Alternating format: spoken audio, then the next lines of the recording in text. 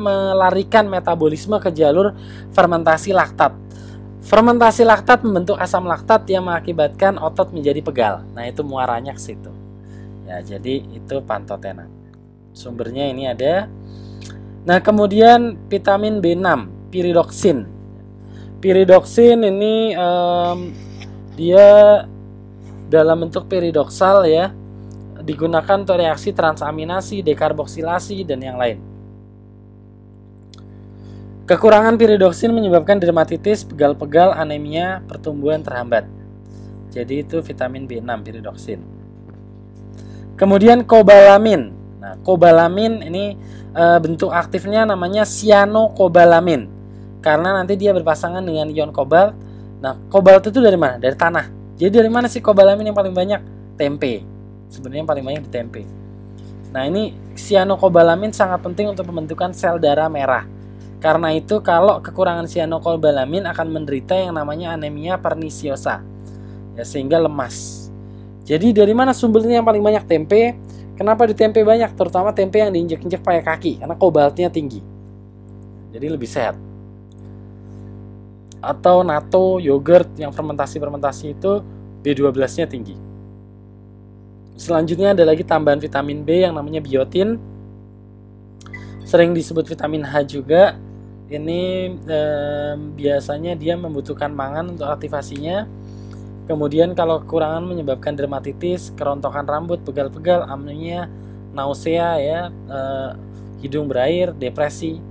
Sumbernya hati, kuning telur, ragi, dan kacang-kacangan. Kemudian ada lagi asam folat. Nah, ini sangat penting untuk ibu-ibu pada masa hamil dan menyusui. Folat itu dari bahasa lain folium atau daun. Asam folat dikandung sangat tinggi pada daun katuk. Ya, sekarang juga ada lagi katanya torbangun juga tinggi dengan asam folat. Ya, folat ini nanti dia di dalam tubuh membantu sintesis DNA dan RNA sehingga akan membantu regenerasi sel atau proliferasi dari sel. Nah, ini diperlukan dalam pembentukan janin atau pada masa menyusui. Jadi ini kalau kekurangan terutama pada ibu hamil menyebabkan spina bifida, pertumbuhan tulang belakang yang abnormal. Nah, selanjutnya asam lipoat, ini pembawa gugus asil. Ini penting pada orang-orang diet ya, karena asam lipoat ini akan membantu gugus asil dari sitoplasma dimasukkan ke dalam mitokondria untuk didegradasi. Inositol juga sama, ini ada. Terus ada kolin, betain, karnitin itu sering dimasukkan ke dalam vitamin B juga, atau dimasukkan ke dalam minuman-minuman energi yang mengandung vitamin B. Oke, itu vitamin B. Selanjutnya kita akan bahas vitamin-vitamin yang lain. Nah, vitamin C. Vitamin C ini vitamin pertama yang ditemukan. Jadi pada zaman dahulu pelaut-pelaut itu sering melaut selama berbulan-bulan, bertahun-tahun mereka nggak pernah makan sayur-sayuran. Akibatnya mereka makan ikan terus dan menjadi kekurangan vitamin C. Jadi sariawan tapi bisa sampai meninggal. Nah, terus kulitnya pada bopeng-bopeng gitu ya, karena dia lukanya nggak bisa sembuh. Nah, kemudian orang mulai membawa sayur. Sayur yang dibawa itu adalah kentang. Kentang dibawa. Jadi kalau lihat film-film pelaut tuh seringkali hukumannya mengupas kentang gitu. Ya, kentang itu dipakai bukan karena kentang mengandung vitamin C yang tinggi, enggak. Vitamin C ada di kentang tapi rendah. Cuma mereka akan makan kentang setiap hari agar kadar vitamin C-nya tidak turun. Gitu. Nah, jadi itu zaman dulu pelaut mereka pakai kentang. Nah, kebutuhan vitamin C sehari itu 60 mg, sangat rendah. Kalau 60 mg ini hanya cukup untuk kebutuhan sangat minimum.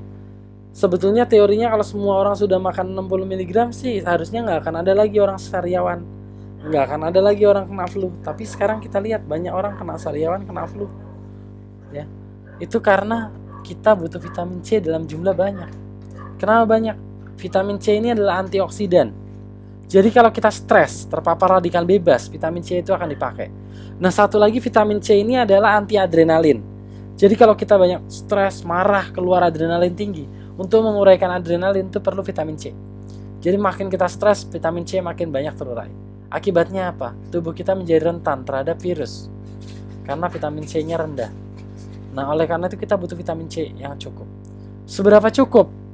UC 1000 menggunakan 1000 mg vitamin C hanya untuk menjaga kulit tetap baik. Berarti kalau orang lagi sakit gimana? Lebih dari 1000 nggak apa-apa. Gitu. Jangan 1000 aja cuma buat menjaga kulit. Ya, jadi tapi banyak klaim-klaim, oh kelebihan vitamin C berbahaya bagi ginjal. Seberapa lebih? Saya baca literatur sampai dengan 250.000 mg, 1/4 kilo vitamin C diinjek ke dalam darah, itu masih aman. Ya, kita ngapain juga makan 1/4 kilo vitamin C? Enggak juga sih. Ya, tapi itu ya, apalagi di tengah kondisi COVID kayak gini, kita perlu vitamin C yang tinggi untuk menjaga kesehatan daya tahan tubuh terhadap virus flu. Ya, karena COVID ini dia bisa nempel bonceng sama virus flu. Sumbernya apa? Banyak. Blueberry, jeruk, stroberi, tomat, brokoli, cabai, bayam, banyak sekali. Tapi jeruk nih, jeruk itu sering diklaim sebagai sumber vitamin C. Cuma harus hati-hati. Jeruk itu sering sekali sekarang, apalagi jeruk impor. Itu dipanennya kapan? Tahun lalu kali. Dibawa dari Cina ke Indonesia, butuh 2 bulan. Jadi dipanen, ditumpuk di gudang 2 bulan. Dibawa transportasi 2 bulan, di bea cukai 2 bulan. Di gudangnya mall 2 bulan. Ujung-ujungnya kita makan jeruk panenan setahun yang lalu. Gimana vitamin C-nya? Rusak. Jadi udah gak ada vitamin C kita dapat dari jeruk-jeruk itu. Yang baik adalah jeruk-jeruk yang segar. Karena itu makanlah produk dalam negeri, ya. Cintai produk dalam negeri. Vitaminnya lebih tinggi kok. Ya, next, vitamin A. Vitamin A ini retinol ya, terutama untuk penglihatan, sintesis RNA dan glikoprotein, berada di dalam makanan sebagai bentuk beta karoten di wortel, tomat. Kekurangan vitamin A berasosiasi ke kebutaan. Jadi wortel itu makin merah, vitamin A-nya makin tinggi. Wortel-wortel Jepang tuh warnanya merah-merah, mereka melakukan rekayasa biofisik terhadap wortel. Mereka tanam di musim dingin di bawah salju, sehingga tanaman itu akan stres dan memproduksi beta karoten yang tinggi. Perhatikan dengan wortel-wortel lokal, keriting, kurus, bercabang-cabang, warnanya oranye gitu, itu beta karotennya rendah, makanya harganya lebih murah gitu ya. Jadi semuanya di beta karoten kuncinya. Vitamin D. Nah, vitamin D ini disintesis oleh tubuh dengan bantuan sinar matahari, membantu regulasi penyerapan fosfat dan kalsium.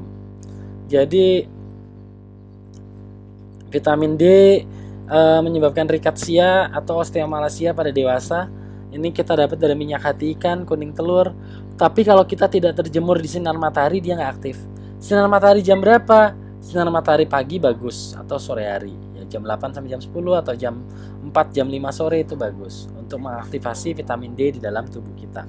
Selain itu juga aktivasi vitamin D ini akan membantu untuk menangkal serangan virus juga ya. Kemudian vitamin E. Vitamin E ini tocopherol namanya. Tokos itu artinya steril. Steril itu bukan bersih. Steril itu artinya tidak bisa bereproduksi. Karena kalau kekurangan vitamin E maka tidak bisa bereproduksi. Ya, jadi vitamin E ini adalah antioksidan juga yang larut lemak. Jadi antioksidan ada 2, larut air sama larut lemak. Vitamin C yang larut air, E larut lemak. Makanya untuk kesehatan di tengah wabah kayak gini dua-duanya butuh. Tapi vitamin E butuhnya sedikit aja, karena tadi kalau kelebihan dia terakumulasi.